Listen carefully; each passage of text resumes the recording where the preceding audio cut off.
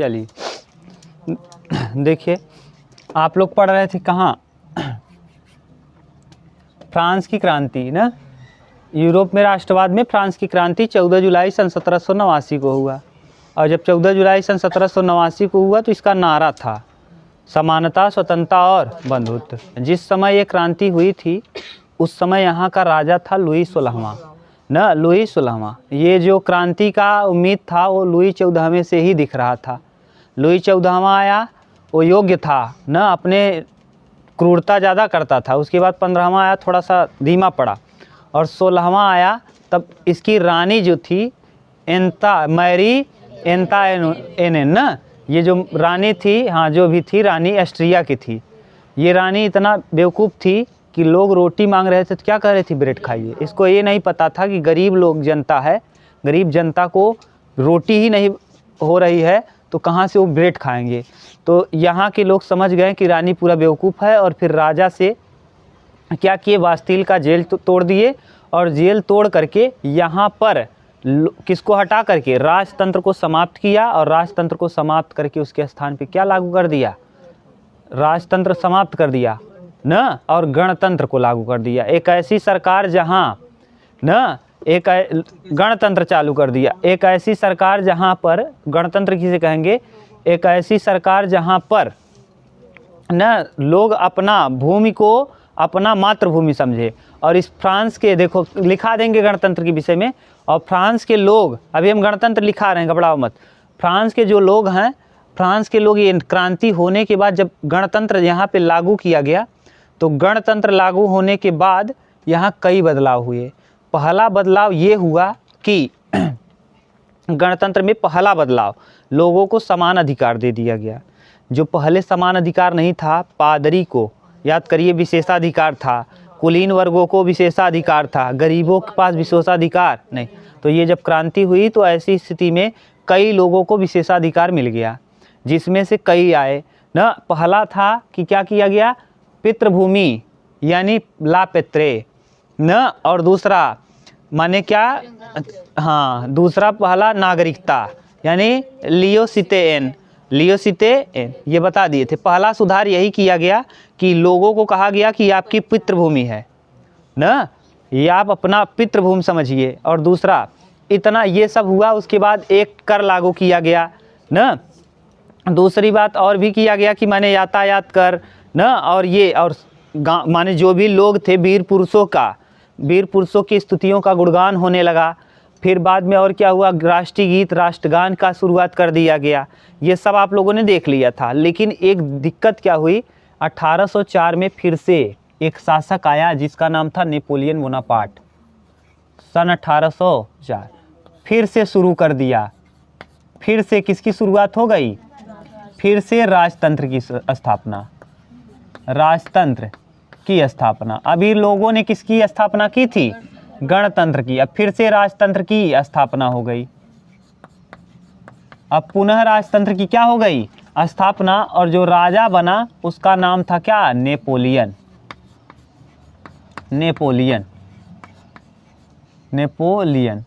ध्यान से सुनना, ये नेपोलियन बड़ा ही क्रूर और बड़ा ही ताकतवर था। ये लोगों में ये फैला दिया कि हमारा देश है, हम इस देश के लिए हमें मरना मिटना चाहिए। ये कई प्रशासनिक सुधार करेगा नेपोलियन। अब देखिए 18, ये पूछा जाएगा प्रश्न कि पुनः फ्रांस में लोग राजतंत्र की स्थापना कब हो गई, किसने कर दी नेपोलियन ने। इसके पहले आज करो 1789 में क्या लागू हो गया था, गणतंत्र। लोगों ने राजा को हटा करके गणतंत्र सरकार, माने सभी लोग साझे, जितने भी लोग थे सब देश को अपना क्या समझने लगे, देश की भूमिका समझने लगे सभी लोग, ठीक। लेकिन नेपोलियन जब आया 1804 में तो फिर से इसने लागू कर दिया राजतंत्र। कहा मैं राजा हूं और इसका बागडोर मैं संभालूंगा। लेकिन ये बहुत अच्छा काम करता है। इसके प्रशासनिक सुधार क्या है आप समझोगे तब समझ में आएगा। प्रशासनिक सुधार। अब देखिए पूछेगा नेपोलियन ने प्रशासनिक सुधार क्या क्या किए। ये सबसे पहला काम करेगा, ये सभी जनता को समानता का व्यवहार, जो समानता थी उसको ख़त्म नहीं करेगा। समानता नहीं थी यानी जब क्या लागू हुआ था? लोकतंत्र, गणतंत्र। तो गणतंत्र के समय सभी लोगों को क्या मिल गया था? तो ये भी कहेगा सभी नागरिक हमारे यहाँ क्या हैं?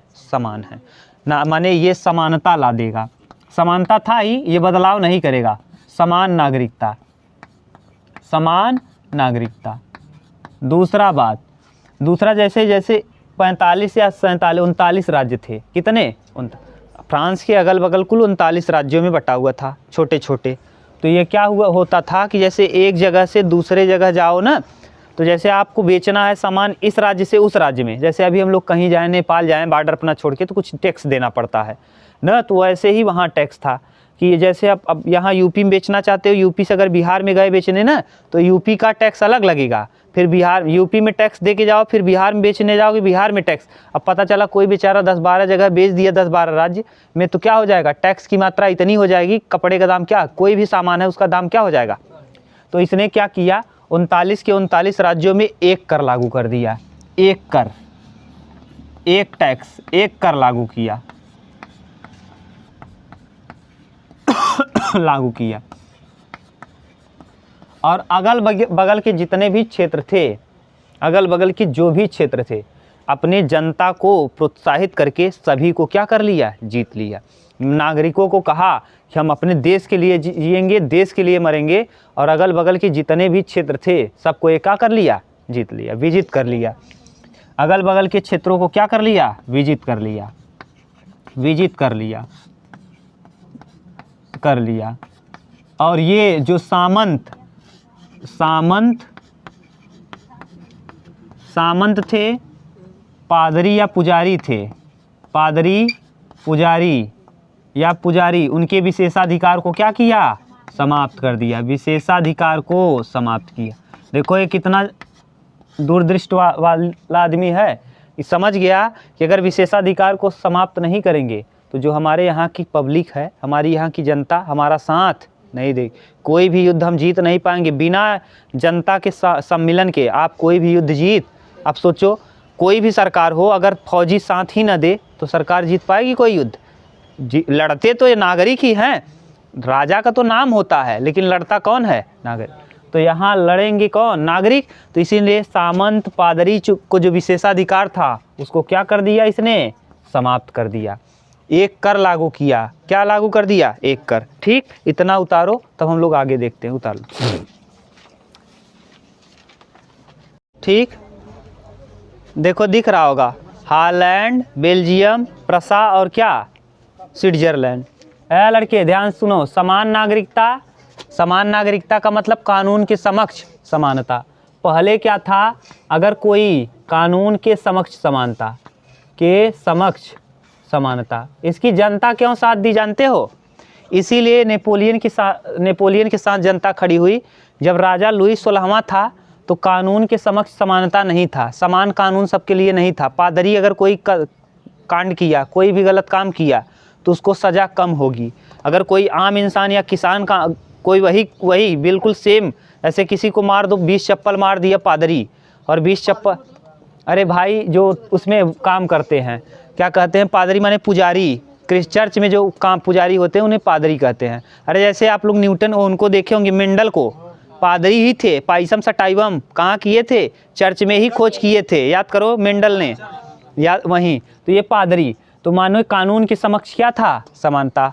जब ये लागू किया गया था नेपोलियन के आने के पहले, गणतंत्र जब लागू हुआ है लड़के, जब गणतंत्र लागू हुआ तभी कानून के समक्ष समानता था।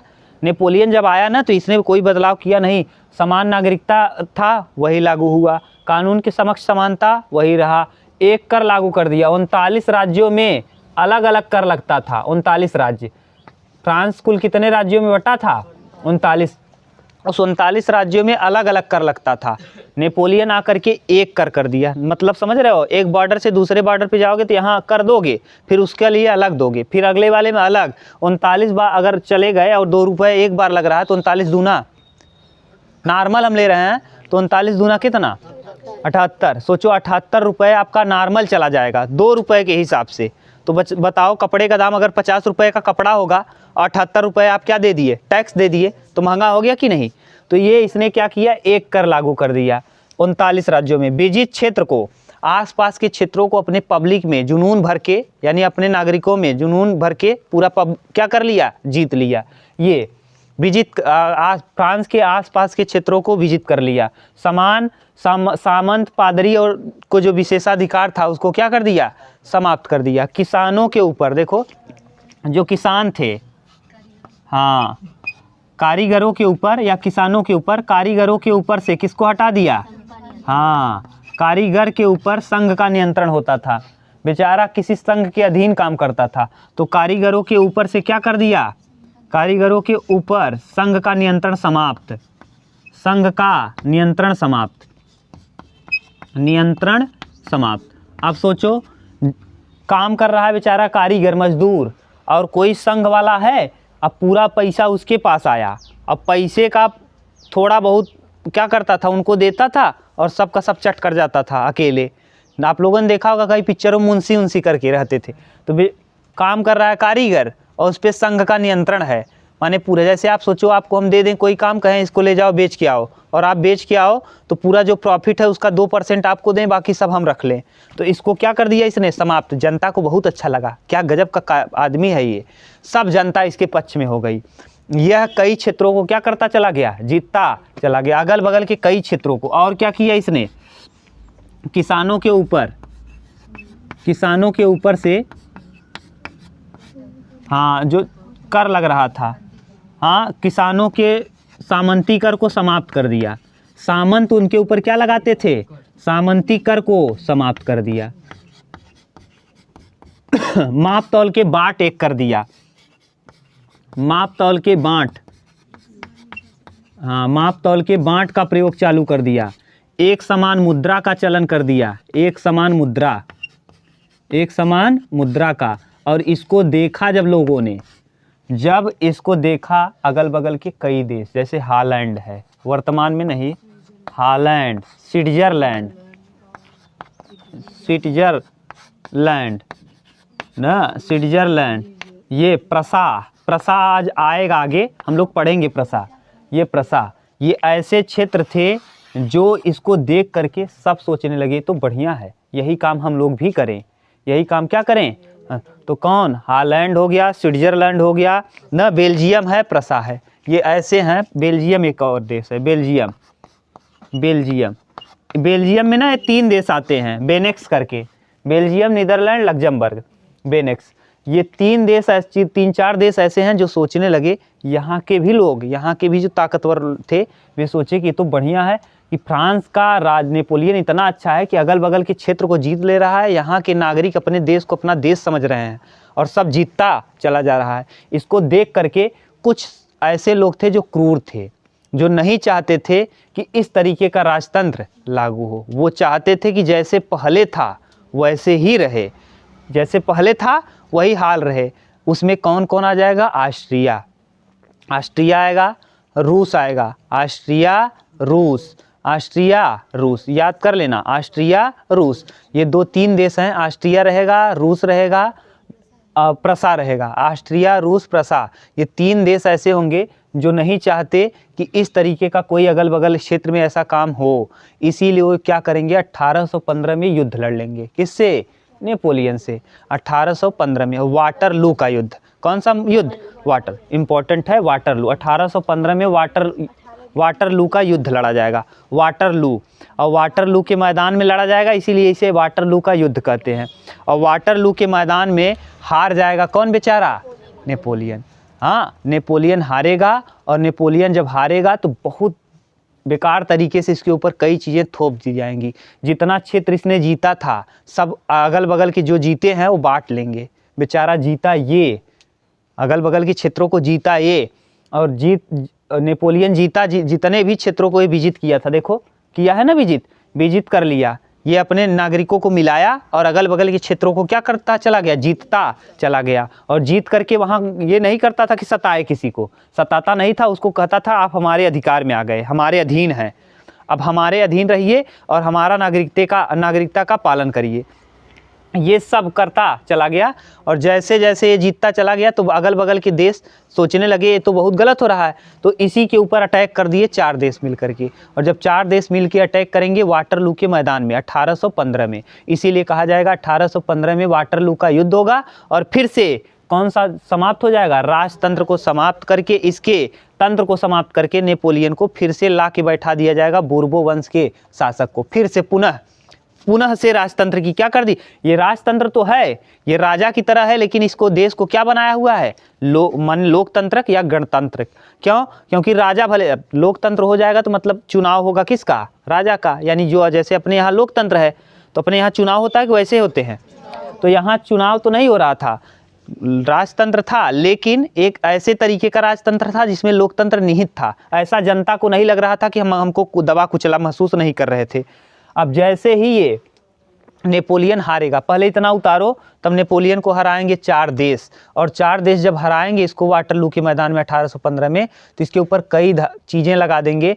सबसे पहले तो इसके बोर्बो वंश को, माने इस जो गणतंत्र था उसको हटा करके राजतंत्र ला देंगे, और राजतंत्र में फिर वही राजा स्थापित करेंगे, कौन, बोर्बो वंश का, क्योंकि वे नहीं चाहते थे कि अगल बगल के किसी क्षेत्र में क्या लागू हो, ये गणतंत्रात्मक देश लागू हो। उतारो देख लो, आप पूछ रहे हो ना कि राजतंत्र था, शांति सुनो, देखो 1804 में फिर से राजतंत्र की स्थापना, राजतंत्र की स्थापना हुआ भले से है, लेकिन ये राजा है लेकिन अपने जनता को क्रूरता नहीं कर रहा। याद करो निरंकुशवाद, अभी तक जो राजा था इसके पहले क्या नाम था उसका, बोर्बो वंश का लुई 16वां, वो क्या था, निरंकुश था। वो एकदम दमनकारी नीतियों को अपनाता था, गरीबों को दबाना कुचलना चाहता था न, अमीर लोगों को प्रभु देता था, माने अपना शरण देता था, माने किसी अमीरों को कुछ करता नहीं था, गरीब को बहुत सताता था। ये क्या किया, ये किसी को नहीं सबको समान कर दिया। देखो समान नागरिकता, कानून के समक्ष समानता, उसमें क्या था, अगर कोई अमीर आदमी या पादरी कोई गलत काम किया तो उसको उतनी सज़ा नहीं दी जाएगी जितना गरीब आदमी को, निम्न वर्ग को। तो ये नेपोलियन ऐसा नहीं करता था, सभी को क्या कर दिया, समान।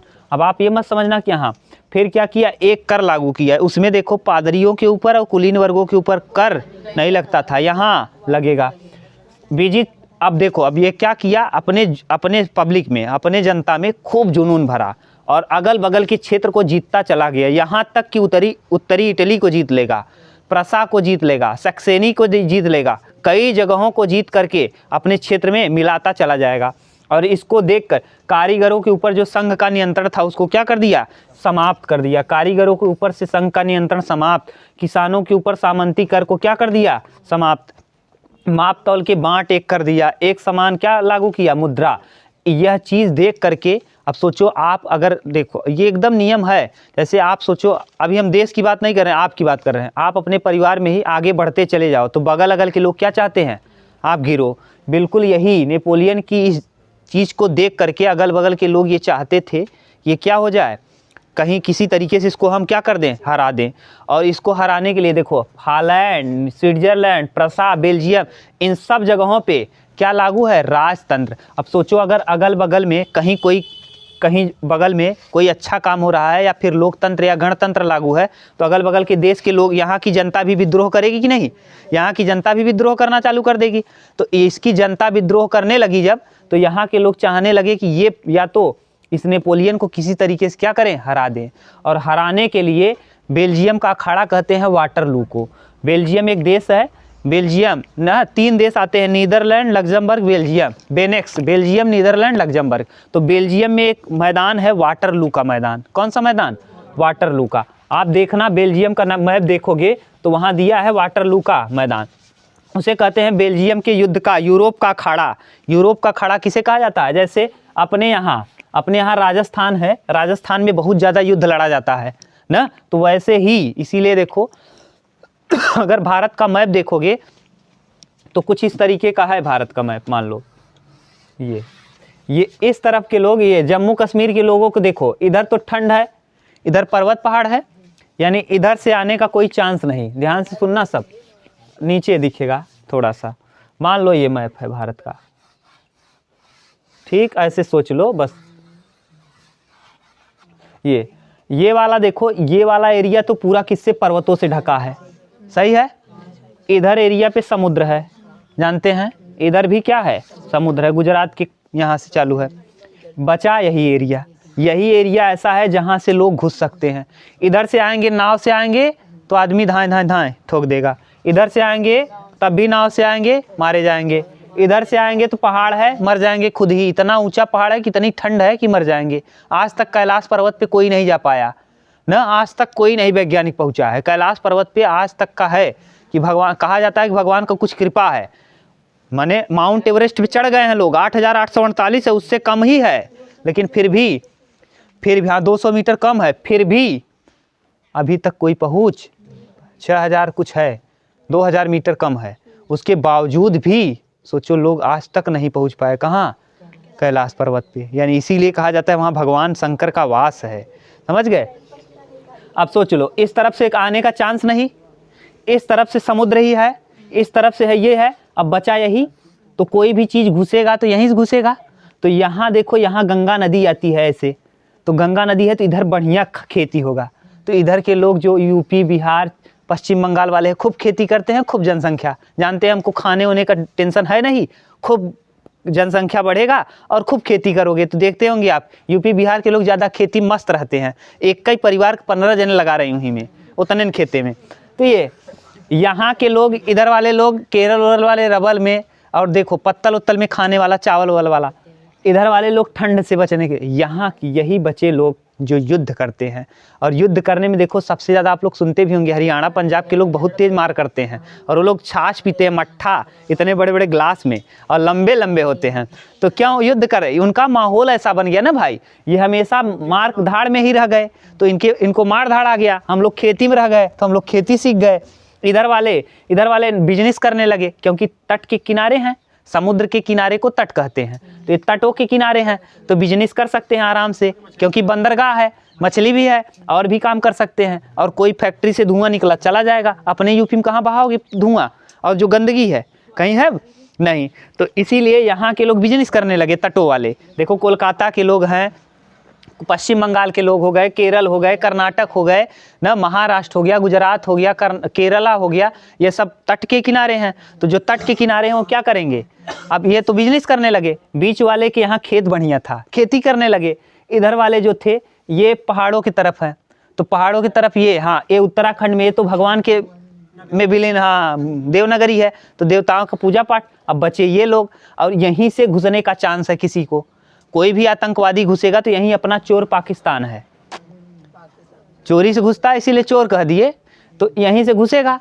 अब यहाँ के लोगों को क्या करना पड़ेगा, एकदम चौकन्ना रहना पड़ेगा। इसीलिए यहाँ के जो लोग हैं हमेशा से ही युद्ध में एकदम लगे रहते थे, समझ गए। तो युद्ध क्यों, ये सबका अपना है, जैसा माहौल मिलेगा उसी हिसाब से करोगे। हम लोग खेती सीखते हैं तो खेतीये में रह जाते हैं, यहाँ के लोग युद्ध करते थे शुरू से ही, इसीलिए देखेंगे आप सेना में ज़्यादातर आपको देखने को मिलेंगे यही।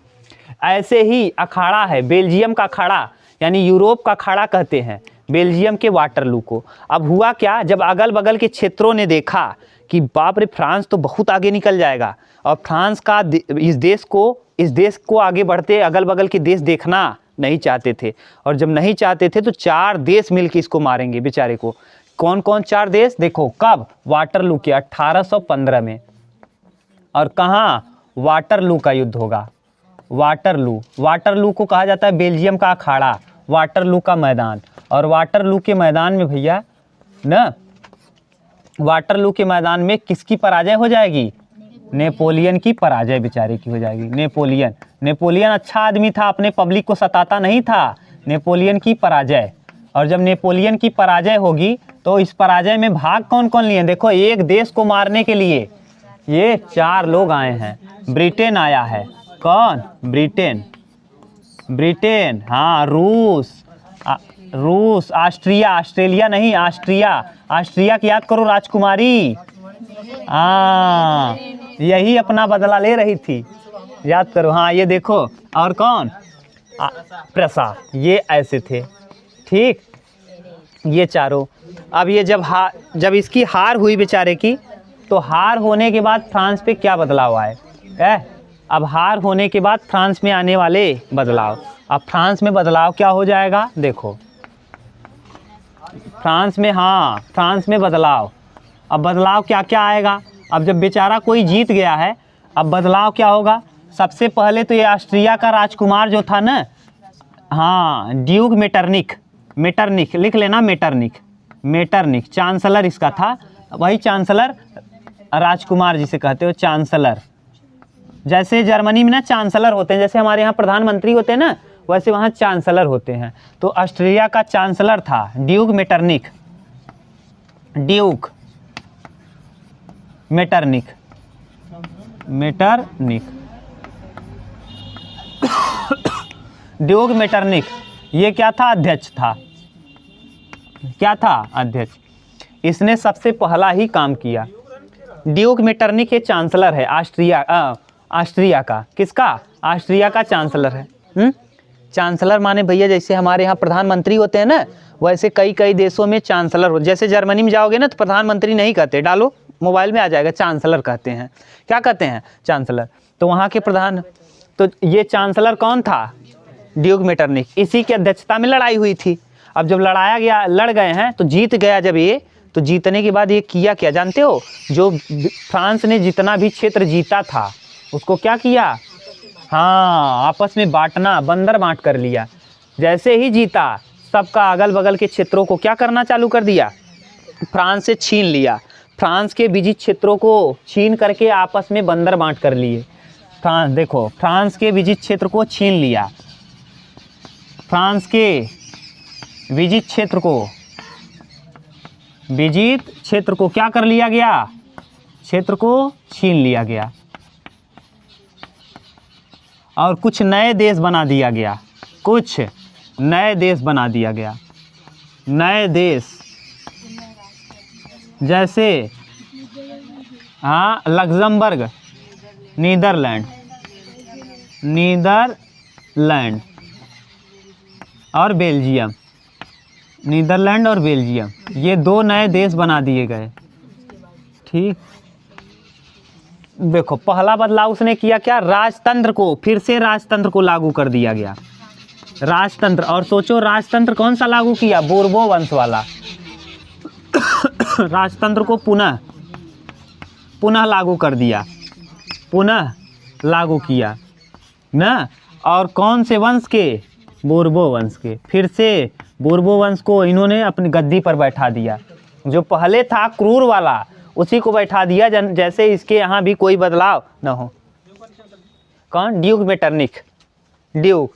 ठीक, फ्रांस में विजित क्षेत्रों को छीन लिया, कुछ नए देश जैसे नीदरलैंड, बेल्जियम। राजतंत्र को पुनः लागू कर दिया गया, राजतंत्र को क्या कर दिए, पुनः से फिर से वही राजतंत्र लागू कर दिया गया। आगे और भी काम किया गया, बंदर बांट किया गया। जैसे पहला प्रसा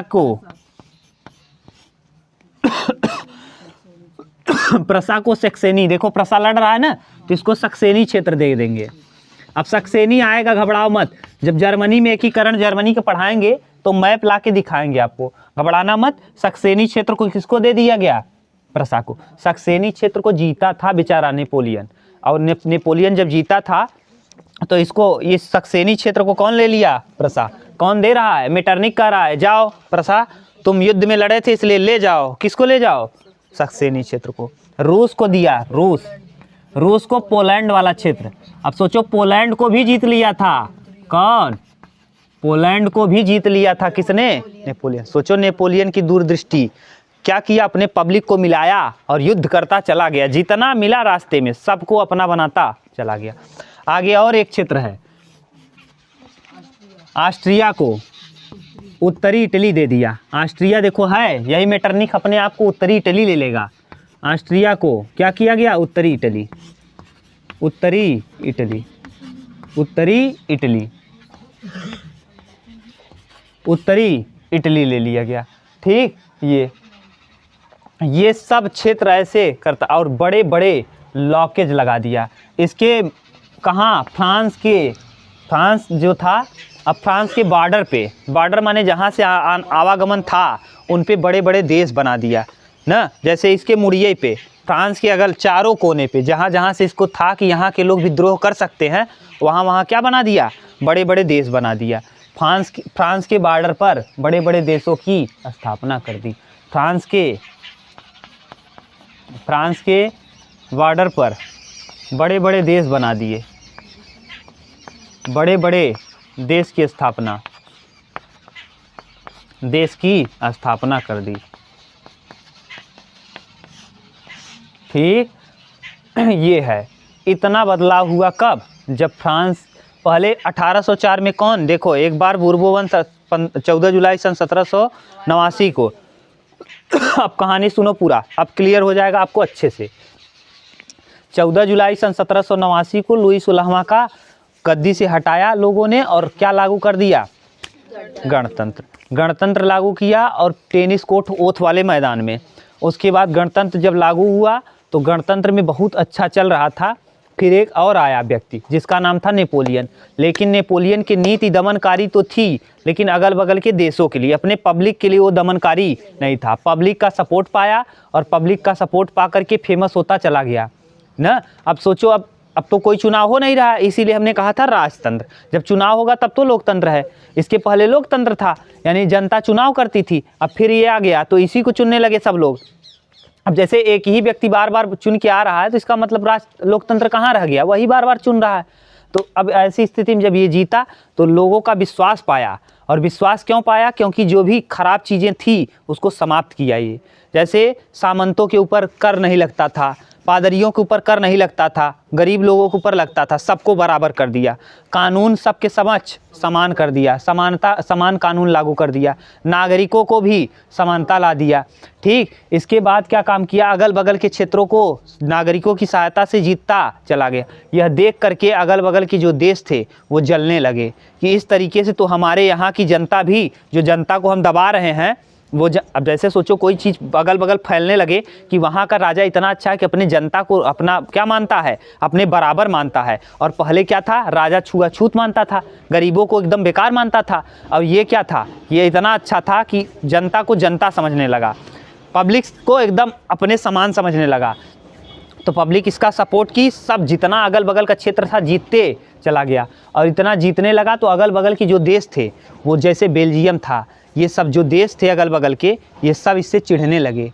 और इसको क्या किए, सभी लोगों ने निर्णय लिया कि इसको किसी न किसी तरीके से इसको दमनकारी नीति लगा कि इसको हटाओ, और नहीं तो हमारे यहाँ की पब्लिक भी विद्रोह कर देगी। लुई की दैया हमहू से इनकी पीट देंगी ना, लुई 16वां के मार दे रहे ना, घोर अंदर लिया बेलना चौका ले ठोके रहे ना। तो यहाँ के लोग भी समझ गए, और जब समझे तो यहाँ के 3-4 देशों ने 1815 में वाटरलू के मैदान में ये खुद नेपोलियन की पराजय हो गई। और जब नेपोलियन की पराजय हुई तो ब्रिटेन, रूस, ऑस्ट्रिया और प्रसा, ये 4 देश युद्ध कर रहे थे अकेले। किससे, फ्रांस से। 4 देश अकेले एक देश से लड़ रहे हैं, और फिर भी वहाँ की पब्लिक बहुत बहादुरी से लड़ती है। ये जान लो, बहादुरी लड़ती है, अंत में हार जाती है, वो अलग की चीज़ है। लेकिन फिर भी सोचो 4-4 देश अगर एक देश को मारेंगे तो क्या होगा उसके बेचारे का।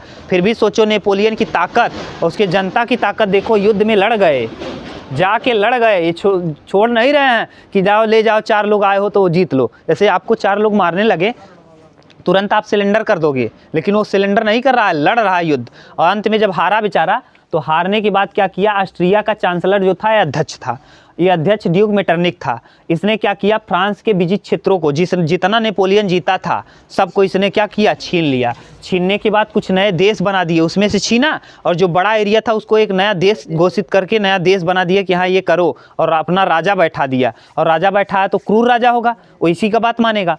राजा बैठाया, जैसे नीदरलैंड, बेल्जियम को एक देश बना दिया, राजतंत्र को पुनः लागू कर दिया, और पुनः फिर अपने चटना के बैठाए देश। अब चाटने वाला ही होगा। अब सोचो, इसके कहने पे हर बात मानेगा, जो ये कहेगा वही करेगा। अपने पब्लिक को सताओ तो सताएगा, ये मूर्ख ये है। अब राजा, अब ये जैसे हम आपको बता दें कोई चीज़, जैसे अपने यहाँ बहुत हैं, टीपू सुल्तान को मरवाने वाला यहीं का था। अपने जो ये चंद्रशेखर आज़ाद थे, मरवाने वाला हंसराज था, गद्दार हंसराज ना, वही मरवाता, वही बताता नहीं मारे नहीं जाते। ये बताएंगे, आगे आएगा।